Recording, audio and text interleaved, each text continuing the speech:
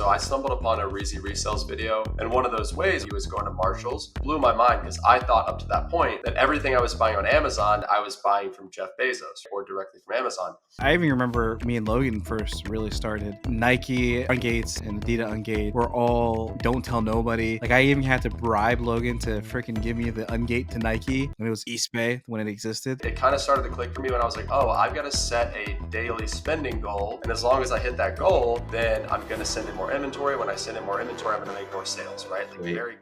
No, we have sparkling water. I either have this or either have this or I'll give us coffee, and it's too late for a coffee, a canned coffee. 3, 2, 1. Cheers. Cheers. Cheers. Welcome back to the Doughboys podcast. I'm your host Logan, joined by my lovely studly co-hosts Formosa McGill and Flippin' It with Cisco.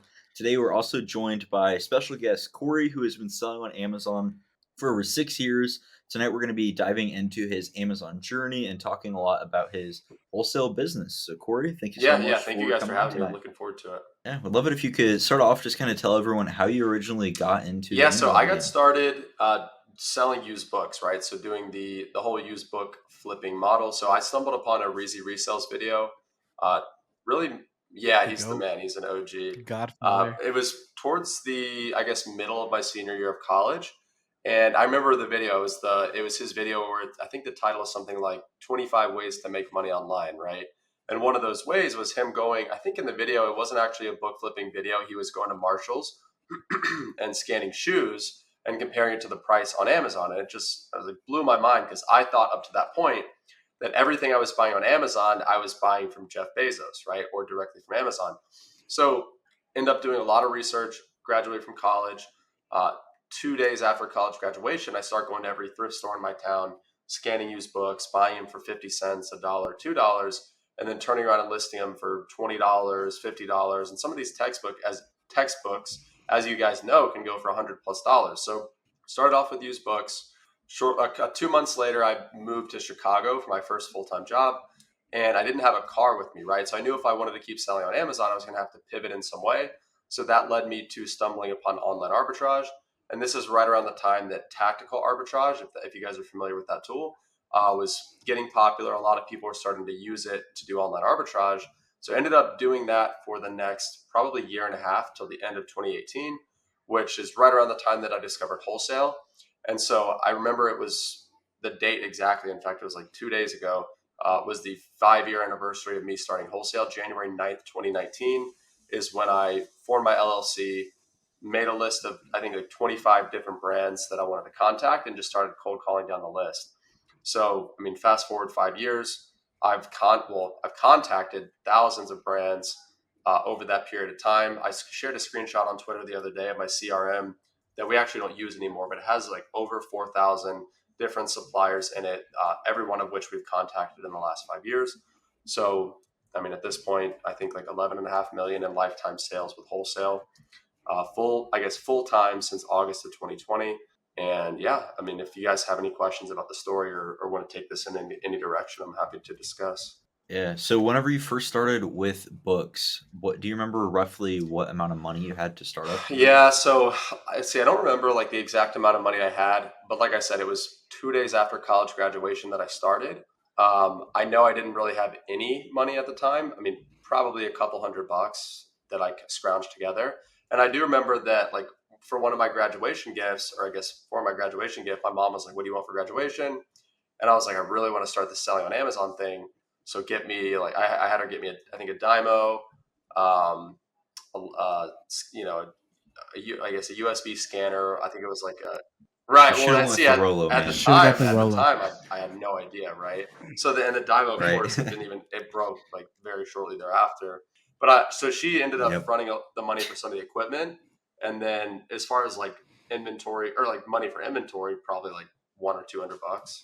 And did you see your capital grow fairly quickly, with books? So you would think that I did, but like, honestly, it was kind of a blur. So, I feel like I wasn't really sourcing enough to see the capital like really grow, right? If anything, I was just looking for that initial proof of concept.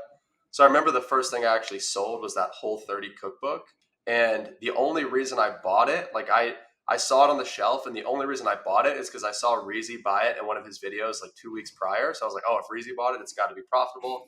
I remember I paid like $1.50 for it, sold it for I think it was like $11.50 or $12, and that was kind of that was the proof of concept, right? So I really didn't make that much money selling books. If anything, I was like, I just want to see if this is real, and that's kind of what was like the light bulb moment for me. Yeah, 100%. I actually have a similar story. Mine was actually more with Oh Richie yeah. Hustles.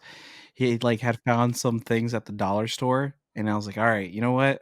I'm gonna go try this out. Go to the dollar store, find some of these like random like kids books that he was buying for $1 and selling Hmm. for like 10. And then I did the exact same thing, not knowing that I technically, I guess I couldn't sell Oh them brand yeah. new because they had Yeah. marks on top of them. But whatever. Anyways, nobody ever got in trouble. No harm, no foul, right? And I feel like my first batch was like overall it was break even, right? I had some items that did good, some items that just didn't sell because I didn't know anything about like sales rank. I didn't really know what I was looking Hmm. at Keepa, and overall it was just like a learning moment, but it was also an aha moment, right? Because like I knew, okay, if I sit down and actually learn how to do this, then I can. If I didn't lose money, then I can make money if I actually learn how to do it Hmm. properly. So I definitely resonate with that story. So how did you start to scale from that point going forward? So after the used books, like I said, that's when I moved across the country. I didn't have a car, so I really had no way of continuing to go to thrift stores and sourcing books. So that's when I started getting into online arbitrage, right? And I never really scaled OA to the point where like you look at Twitter these days or Instagram these days, and like guys are like finding out about Amazon on like a Tuesday, and then like a month later they're doing like 15K a month, right? Like it's crazy because of all the really good information out there. But back then, there just really wasn't. There was information, there just wasn't that much. So I did. It was like a ton of trial and error, and a concept today, which seems like very obvious, but in hindsight, just wasn't. Was the idea like it kind of started to click for me when I was like, oh, I've got to set a daily spending goal, and as long as I hit that goal, then I'm going to send in more inventory. When I send in more inventory, I'm going to make more sales, right? Like very common sense to us, but in hindsight, like it took a long time for that to click. So I remember, someday like it might be like, oh, I'm looking to spend $200 today on inventory, right? So I'd sit there on tactical arbitrage. I'd go through results. I'd read Kiva graphs. I would just go like product by product by product until I found enough products that made sense for me to spend $200, and that was that, right? Then I was like, okay, I'm good for today. I'll do it again tomorrow. Yeah, no, that makes a lot of sense. And then, so you mentioned, or I guess we mentioned, you've been in the game for the past 6 years or so. So it's changed a lot since then Hmm. till now. Because I even remember with me and Logan first really started, like Nike unlocks or ungates and Adidas ungates, and we're all very like hush hush, don't Right. tell nobody. Like I even had to bribe Logan to freaking give me the ungate Right. to Nike when it was East Bay when it Hmm. existed. Um, and so, what are some of the changes that you've noticed from like starting 6 years ago to what it is now? Like obviously, one of the things it was like knowledge Hmm. based, but like what other differences do you see from then to now? Yeah, so I mean, like you said, right? Knowledge was a big one. There was definitely information out there back then, but it wasn't as quality and it wasn't as plentiful, right? Whereas I feel like these days, everyone and their mother has a course, everyone and their mother is giving information, and some of it's really good, but some of it's not that good. But I mean, when you mentioned ungates, right? So back then, at least 2017, when I started, and I don't remember when exactly this changed or when Amazon got a little more lenient on it, but back then, if you wanted to get ungated, like you guys know, there's some brands or some ASINs where you can just get auto approved, right? And that was the case back then. Hmm. But if you weren't able to get auto approved and you wanted to get ungated, Amazon was very strict on the fact that you needed a legitimate invoice from either directly from the manufacturer or from a distributor.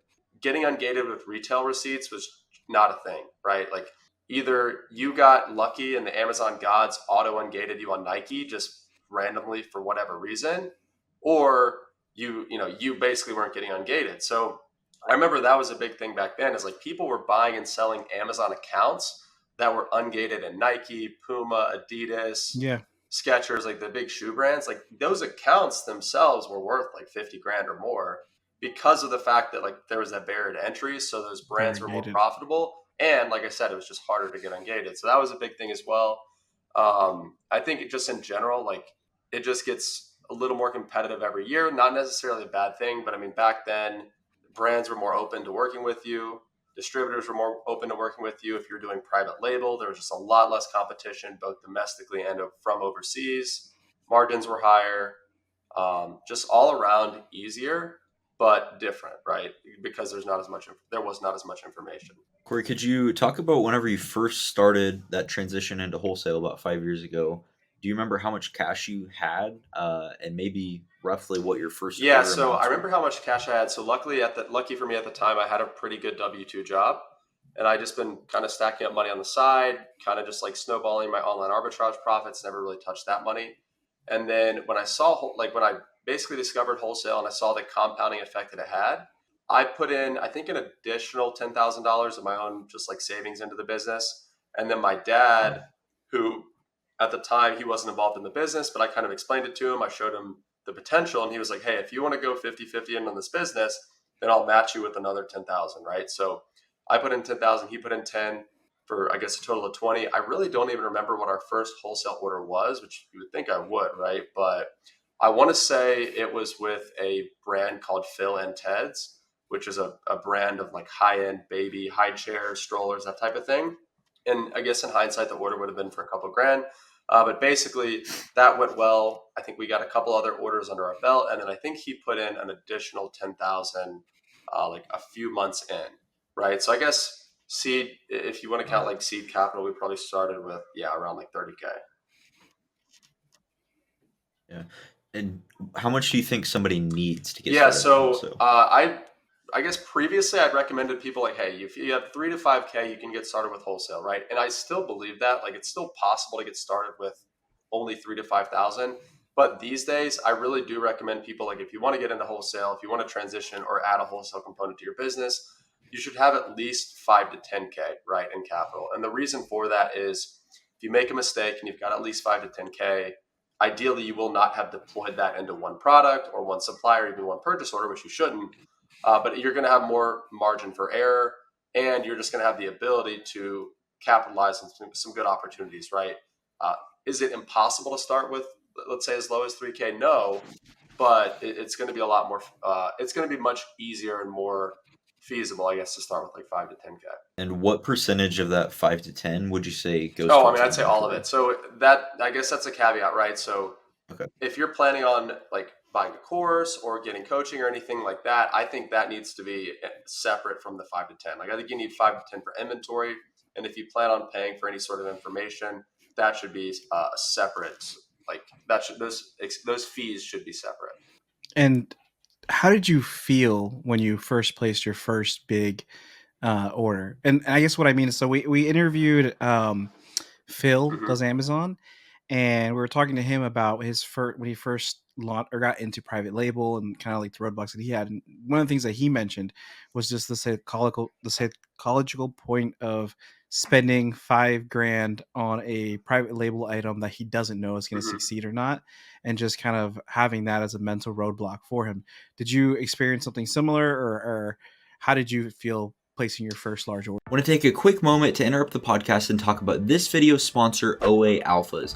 OA Alphas offers high quality leads lists to help you grow and scale your online arbitrage business. Whenever I started getting into online arbitrage, leads lists were foundational for helping me understand the OA business and growing my business to its height. OA Alphas allows you to get profitable online arbitrage product leads every single day, Monday through Friday, in exchange for a set monthly fee. If you're looking to grow your online arbitrage business or gain back some of your time or learn more about OA, then I highly recommend you check out the link down below to visit oaalphas.com and start receiving those profitable leads every single day. Thank you, OA Alphas, for sponsoring this episode. Yeah, so let's see. I think our first, like, and it depends on what you consider large. I'd say our first maybe large order would have been either with that Phil and Ted's brand, because a lot of their products were like higher average sale price. I remember in particular, their one product that we sold a ton of was this baby stroller. It was their black nano stroller.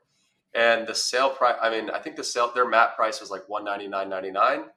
And we were buying maybe somewhere around like 120 or 130. And I mean, yeah, I think at one point we were buying like, 50, 100 of those at a time, just like 5 to 10K into one product. And I remember like talking to my dad about it and I was like nervous, right? Because I remember in my online arbitrage days, the biggest online arbitrage order I ever placed, and you guys will probably laugh at me, but it was like $700. And I remember at the time I was like, dude, like I'm spending $700 on some obscure supplement website, like a product that I don't even know what it is. I don't know what it does. I don't even know if it's legal. But looking at this Kiva graph, like I think I can make money on it. So like that freaked me out at the time. And then fast forward, year and a half or so, and we're spending 5-10 grand on this like baby stroller. Again, it was a similar feeling of like, I hope this works, but at the same time, I had a lot more experience at that point. We were buying it directly from the manufacturer. They had their list of approved resellers, so we kind of knew what the market landscape looked like as far as competition. They had a MAP price in place, so we knew that our margin was more or less protected, and it was just a much more calculated risk that time around. So I think I was a lot more comfortable taking that risk. How did you get in contact? So I just called them up. So at that point, that's how we were finding any of our new like sources that we were buying from, right? I think so I still had my W-2 job at that point, and I was slacking off big time because like I was working from home every day, and instead of working my job, I was on my computer making a list of, I think what I would do is I would put together like 20, 25, 30 brands that I wanted to contact. So I'd find 30 brands all at once, and then I'd contact all 30, right? And I'd go back and find 30 and I'd contact 30. So that's pretty much it. Like I stumbled upon them somehow on Amazon, cold called them or maybe emailed them, and got on, or I guess they got back to me and said, hey, we'd like to set up a call with our sales rep, who this guy named Shannon ended up being a great guy, great rep. We got on the phone, we hit it off, we just built rapport. Didn't even really talk business that much, but we seemed to click. And so he was like, hey, you guys seem to know what you're doing. You're ready to buy. Let's move forward. And so that was pretty much how we got started with that relationship. All right, so let's say I'm working my W-2 job and I've saved up $5,000 to get started with Amazon Wholesale. What is my next step? Next step would be, well, really first step is going to be finding suppliers, right? Because you're not going to sell anything if you don't have anything to sell. So when it comes to finding suppliers, I think it helps to decide, like, would you rather go the brand direct route or would you rather start buying through distribution? And now, if you're a brand new seller, it's typically going to be easier to buy from a distributor just because distributors only care about how much money you can spend and how often you can spend it, right? And a lot of them don't have high minimums. A lot of them will sell to just about anybody, and it's pretty easy to get an account with some of these distributors. Whereas with brands, the good brands care about more than just how much you're going to spend. They care about what are you going to do to help them grow their sales on Amazon. And if you're a brand new seller, you don't know what you don't know, so there's not a whole lot of value you can bring to the table. So again, if you're a new Amazon wholesale seller, you've got $5,000, I would find, or first of all, I would decide on like a niche or even just a category that you want to sell in. So that could be grocery, that could be sports and outdoors, that could be patio, lawn, and garden. So pick a category, make a list of 10, 20, 30 distributors in that category, call them up, open accounts, get access to their pricing. And instead of, I think what a lot of new sellers do is like they open an account with a supplier, they get a price list, and that price list is 2, 5, 10, 20,000 lines long. A lot of times they get overwhelmed because they try to go line by line. But instead, what they should do is find out what brands that supplier carries, and then go back into Amazon, type the brand names into Amazon, find the best-selling products from those brands, and then cross-reference those best-selling products against their price list, right? So then you're almost, instead of looking for a needle in a haystack, you've found the needle. Now you just got to go back to the haystack and match it up with the pricing, essentially. And if the distributor doesn't have that product, you ask your sales rep for a quote on a special order, and more often than not, they'll be able to special order those products in from the manufacturer if they don't carry them already. That's so interesting that you say that, because that's also a trick that you can do with arbitrage too.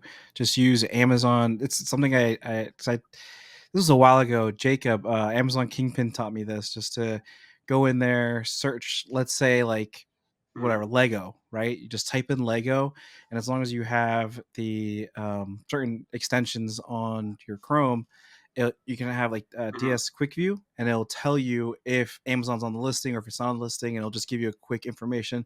So you can just scroll through a bunch of listings on Amazon, and when you find one that Amazon's not on, or you just find one that looks interesting or has that buy box that's suppressed, it could potentially be profitable, and you just hop in there and try to reverse source it that way. Versus, so you reverse source straight off of Amazon's website versus any other realtor, retailer, or whatever may have you. So that's very interesting that you can do that with wholesale that way as well. Yeah, totally. Super cool. I never thought about it. So earlier you mentioned that you had a CRM.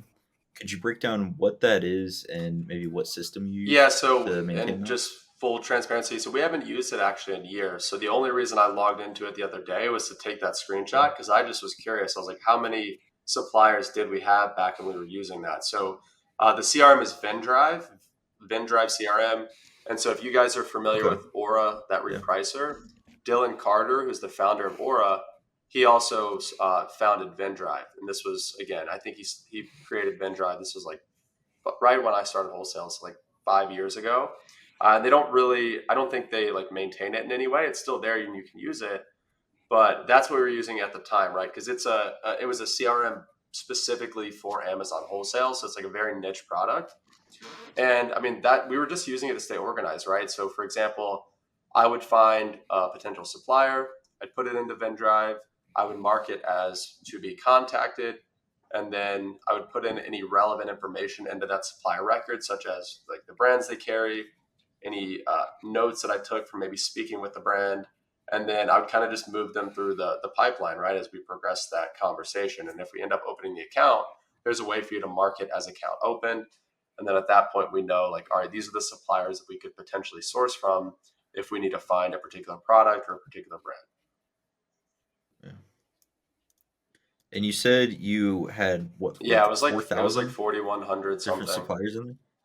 And those, so over contacted over that like, because I guess we haven't used Vend Drive in like 2 to 3 years. So over that like 2.5 year period, either I or more than likely somebody on my team has contacted them at some point in time. And that doesn't mean that I've made like, I've cold called 4,100. I've definitely cold called a couple thousand, but a lot of those were just like email touch points by one of my virtual employees. What would you say is your account open rate from So cold calling? back then it was terrible. I mean, it was very, very low. Probably like, I don't know, 10 to 20%. But these days we're just a lot more targeted with our outreach. And part of that is because like we're much better to position ourselves. So like I just know what to say now to get a distributor to say yes or to get a brand to say yes, way more than I knew what to say back then. So these days it's more like 50-50, right? Because if I'm going to reach out to a new supplier these days, it's going to be with a purpose, right? Like I'm reaching out to them to source a specific product or a specific brand. So because I know what I want and because I'm specific about it, they can kind of sense that. And they're much more likely to want to do business with me because more than likely I'm doing business with a competitor, or I can say like, hey, we're actually already buying this brand. We're already buying this product. I'm just looking for another source on it. I see you guys carry the brand. What's your price on this specific product, right? Because when you come to them with that specificity, the conversation changes from like, well, where are you selling this? Like, what do you want? To, okay, can I get this guy the price he needs or not? Because at the end of the day, you're more than likely speaking with the sales rep who makes a commission. So he's doing everything he can to kind of make that work. And so you mentioned that when you were starting all this off, you still had a W-2 job. Do you still have that W-2 job? And then 2, do you think there are aspects of that job that helped you when it came to Amazon and wholesale? The only reason I ask is because I know, like, for me, my W-2 job that I still do currently have now has helped me tremendously as far as like business acumen in Amazon, just organization overall. And then just talking to other people that do wholesale, like they've either done like tech sales or have done like insurance sales or just collection calls. And that's helped them like bridge the gap to do those cold calls when it comes to reaching out to wholesalers. So I just want to see if you had any correlation with that. Yeah, as well. So 100%. That's actually a really good question that I haven't really been asked before. So, so I don't still have that job, but so at the time, that W-2 job at that time, I was working for IBM, tech sales essentially. And so I started with IBM right out of college, right? When I said that I moved to Chicago for my job, that's what I moved to Chicago to Yeah. do. And the really good thing about IBM in particular is I joined the company as a salesperson, but they put you through what's called, like this, the program that I joined IBM through is called the Summit Sales Program. And it's essentially their like sales training program. So you go, like you join the company and you immediately go to what's called GSS, Global Sales School. And it is like no exaggeration, 1.5 years of just straight up sales training, right? You're not on quota, you're not on a team. You are literally learning how to be a professional salesperson for a year and a half. Yeah. Salesperson. So it was like, every 2 or 3 weeks we were traveling to some other city to do like sales role plays and like mock sales calls and like case studies and all of this stuff that teaches you how to be a really good salesperson. So that was honestly like I was getting paid pretty well to learn how to be like a really good salesperson. So that was like hugely beneficial to what I do now in the whole, because wholesale is essentially a B2B sales business. And then later down Yep. the line, so to kind of skip ahead of my story, so I went to IBM, was working there doing Amazon on the side, eventually quit IBM to move home to do Amazon full time. Amazon didn't quite pan out yet, so I took an insurance sales job working for my uncle. So then I was selling on the phone to the end consumer for another 6 or 7 months, still doing Amazon. Amazon picks back up, and then I end up leaving that job August 2020, and so I've been doing Amazon again full time since August of 2020. So really the only two, I guess, real jobs I've had have both been like direct sales jobs. And yeah, that sales experience is critical. Yeah, 100%. I think that's one of the things that, as far as like, I feel like is underrated when it comes to wholesale, because sales is all it is Mm-hmm. communication, regardless if you're in person, over the phone. If you can communicate your message, what value you're going to give to the client, the wholesaler, the brand direct deal, if you can communicate that well, then it's going to be easier for you to convert to getting the business that you Exactly. want. So I can definitely see how that correlates very Yeah, I well. mean Cool. everything is Love sales that. too. So it's just like in general, the better salesperson you are, like the easier time you're gonna have with anything. Oh yeah. Yeah, I think it's definitely less salesy when it's like arbitrage, OA, or RA, just because I feel like I've seen a lot of people that come from like logistical backgrounds do very well because they're a lot more organized and more analytical in that aspect, and you're not really selling yourself. You're just ordering things online It's or much going to more the store and picking things transactional. up. Exactly. But then once you get to like wholesale, then I've seen that skill set shine a Totally. lot And that's more. what I tell people all the So that, time. It's like, listen, if you like you can, and this is no like slight to anybody that does OA, because like I said, I did it for a long time, but like you can very easily hide behind your computer, crunch numbers, know how to run a spreadsheet, know how to read a keeper graph, and crush it with OA, right? But if you want to do well in wholesale, you've got to be willing to get on the phone, build rapport, follow up for weeks, months, years in some cases, like I've had to do with some of my best accounts, and just generally be like very proactive, very persistent, which again are all critical qualities of a good salesperson. yeah, 100%. And like thinking more of it, just having this conversation, because I have some friends that are in tech sales. It's really the Hmm. same thing. If you really think about tech sales It and is, yeah. wholesale, you're finding the client, calling them, connecting with them. You might not. In tech sales, you're likely not going to get the business the first go around, but it's maintaining that line of communication open, following up, so on and so Well, forth. and same It's thing in very wholesale. interesting. Like It you're the just best accounts you're never going to get on the first call, right? Like if you, my rule of thumb is like yeah, if I can call up a supplier, call up a brand, and I get an account on the first touch, I almost don't even bother sourcing it because I know it's going to be bad, right? Because there's no barrier to entry.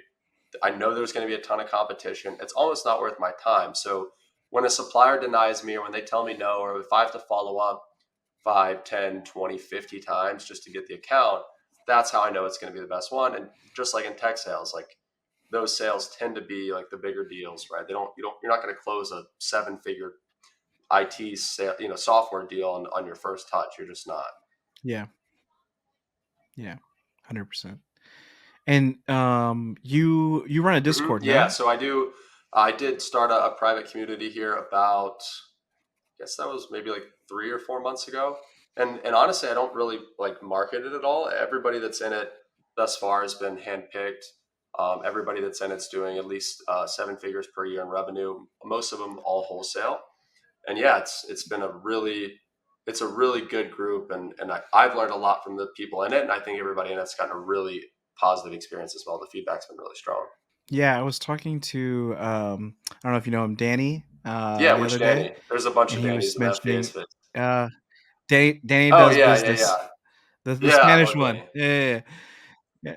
Yeah, so he was telling me he's like he was in the group and honestly compared to like any other group that he's been in as far that's like wholesale related, yours has definitely been like his favorite and the one that he's actually been able to place Awesome. orders in because of different different people that he's been able to connect with in there and Yeah, stuff that's like that. good. Yeah, So and that's really cool. I've sold him a few things definitely since he's been in it, and yeah, Danny's a great guy. He's a good dude. All right. So we do have a segment of the podcast that is called the Spitfire questions. Okay. So they're going to be they could be relevant to our conversation that we just had. They could be irrelevant to the conversation we just had. You just have to try to answer the question to the best of your ability as Okay. quick as you can. Yep. Ready? All right. Question number 1: arbitrage or private label? Depends, but personally, I like arbitrage more. All right. Hornets or Panthers? Hornets, just because the Panthers are so bad. Yeah, but they got a rookie quarterback. It's okay. Who's the two teams that you think are going to be in the Super Bowl this year? Oof, I haven't been keeping up with the NFL that much. Maybe the Cowboys and the Eagles. Are they in the same division? Would they play in the Super Bowl? No, they get FC, one NFC, one AFC, so they can't be in the same division or same Okay. conference. So, NFC is Okay. Cowboys. Okay, you got that part. This is embarrassing, but would they play? Could they play the Chiefs in the Super Bowl? They could Okay. play the Chiefs. They are That an could be an AFC team, so interesting there you go. matchup there. That's the prediction. Sure can. I don't know the Cowboys. They always I choke. I ain't about them boys. Bose or AirPod Maxes? Oh, AirPod Max for sure. Or Logitech head. All right, AirPod Max or AirPod Logitech? Max. Only because like that's what I've had for over a year, and I love them. I love these things. Oh, that's probably why you have that little indent on the bottom on top of your head. They're a little too heavy. Yeah. Okay. What is the first app that you open every morning? So I keep my phone on airplane mode usually for the first couple hours of the day, but when I take it off airplane mode, usually my email just to see if any sales have come in, for whatever I'd be getting a notification about. Nice. I like it. All right. Who has the better coffee beans, Costa Rica or Africa? I don't know how to differentiate, man. If I had to guess, I'd probably say Costa Rica. Let's go, my man. Disney or Nickelodeon? Oh, Nickelodeon. What? No Yeah, way! Get for out of sure. here. We're gonna not air this podcast episode now. Your favorite country artist? Oh, Eric Church for sure. Philippine or American Workers? Which ones are better? Well, Philippines. If I'm being completely honest here. So okay, so that's the end of the Spitfire questions. But how much heat did you get in the DMs for that comment? Because that video went semi-viral. So you'd be surprised because, like, obviously I got a ton of hate in the comments there, but I think I probably got like 30 or 40 like DMs from that, and I'd say 95% of the DMs were either people begging to work for me for $5 an hour, or saying like, "Hey man, like you're so right," like. Basically, I got no hate in the DMs, right? Everybody in the DMs was either like, "You're spot on," or "Can I have a job?" But everybody in the comments was like, "Oh, you're the worst person ever in the world." Honestly, Cory, you know what? How dare you provide a job to somebody? And it's funny You're a too, terrible because human being. So we put that short, I guess we put that short on YouTube as well. Same reaction. People hated my guts, and my employee in the Philippines, like, I didn't ask her to do this. I didn't even know she had a YouTube account, but she's literally in the comments of that short defending me, being like, "No, it's a great wage. Like, I love working for him. He's great." And like, people don't know that she works for me, so they're like, and they think that for some reason they thought she was an American. Like, well, you can't be defending that. And it's just like, people are so dumb. It's insane. I just think a lot of people who just hate on things, they just don't know.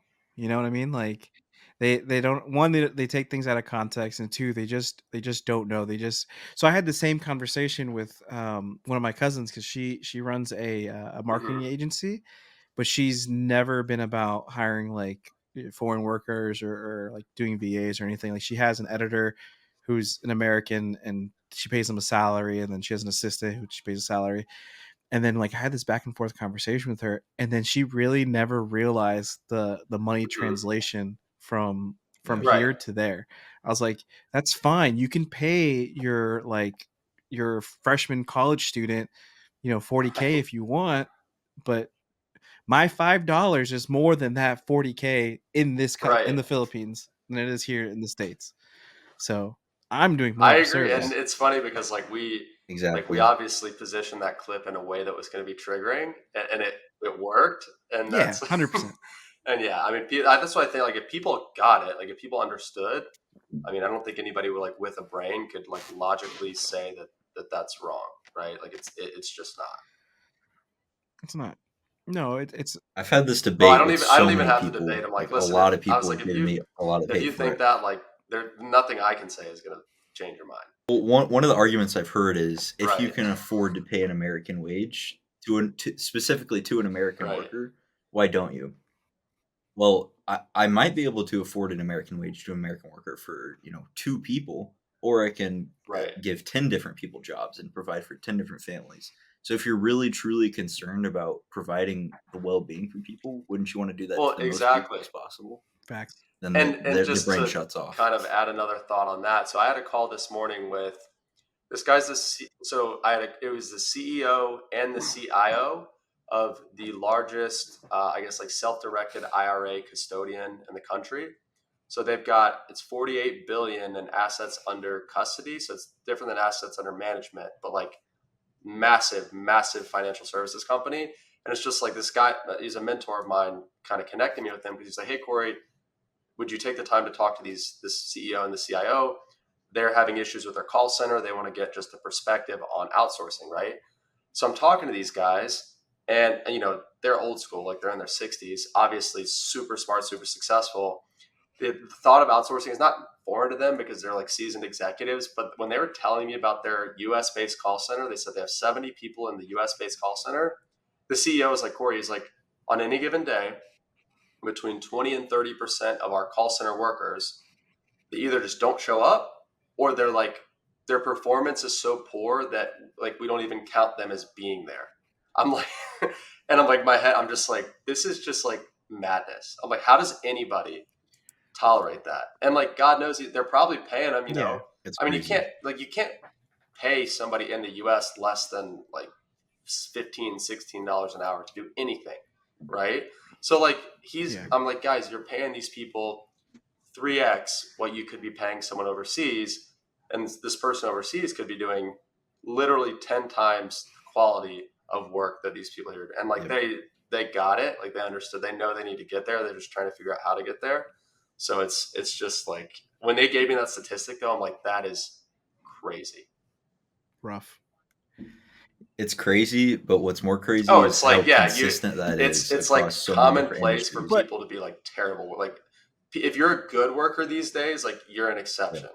But I think VAs in general are becoming more common, even like in just normal areas. Like, for example, right? We went skydiving over the summer, and when we went skydiving, you go as a group.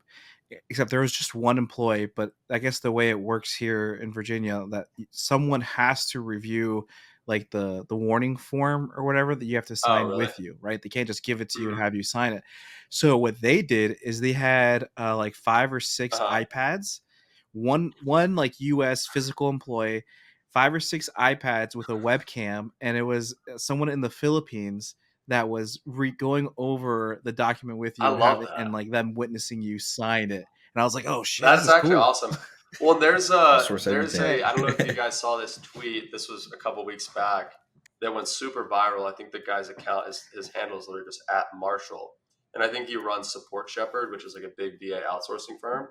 But he was like, so I walked into my dentist's office today, and then the tweet was just like a picture of the receptionist's desk at the dentist's office. He's like, the dentist claims that he can't find anybody to fill the receptionist role. Everybody he finds just ends up not panning out. So the receptionist desk is just like an empty chair, but on the desk is an iPad and it's just like a FaceTime with somebody in the Philippines. And she's the one checking you in, making sure, you have everything you need for your appointment. And like the tweet went super viral because he's like, this is my dentist receptionist. And, of course, 50% of the people in the comments are like, well, how could he do that? That's so terrible. And it's just like, people, like, turn your brains on here. I'm going to tell my dentist to do the same thing. I actually just went to the dentist today. Fun story. But it's crazy. Or you could go to Taiwan and go to the dentist for a fraction. Oh yeah, the healthcare in Taiwan is like, supposedly top notch. Yeah. And is top 5 is it free or is it like just completely subsidized by the government? Yeah, so I used to have the national health care and I would pay $3 to go see the dentist. I don't have that anymore, so I paid full boat. It's just Do you live in Taiwan? ago, and it was $30 for a full check. I was born and raised there. Oh, cool. Yeah, my parents still live there, so I was back there for the holidays. Yeah, I was just throwing money around for like 2 weeks, and I spent maybe $200. Just like that's awesome. Arbitrage. So Cory, if someone wants to learn more about Wholesale from so it depends on when you're watching this, right? So if you're watching this around the release time, we've got the Wholesale Challenge coming up, which is going to be taking place January 22nd through the 29th of 2024. And that is just a 7-day live training on how to start, scale, and manage a fully remote wholesale business. So when I say fully remote, we talk in detail. In fact, an entire day is spent talking about how to scale or how to leverage virtual talent to scale, right? Each day is dedicated to a specific pillar of wholesale: finding suppliers, contacting suppliers, shipping and logistics, managing a virtual team, and everything that is involved A to Z with scaling a wholesale business. So if anybody's interested in joining us for that or learning more, they can go to wholesalechallenge.com. Awesome. Yeah, we'll link that down below. Cory, thank you so much for joining us. Viewers, thanks for watching. See you on the next one. Peace.